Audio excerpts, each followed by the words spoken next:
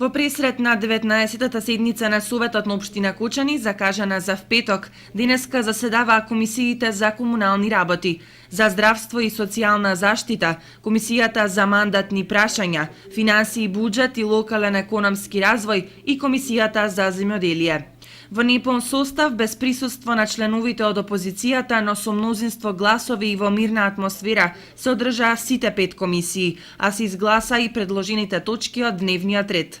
Најдискутирани беа предлог одлуките на Комисијата за комунални работи за користење на јавниот простор за паркинг места во центарот на градот, како и утврдување на висината на комуналната такса и цената на метар кубен вода од водоводната мрежа, кои дополнително ќе се разгледуваат на седницата на Советот в петок. Комисиите расправа и за работата на меѓуопштинскиот центар за социјални работи, информацијата за узурпирано државно земјиште, пролетната сеидба и состојбата со боровиот четник.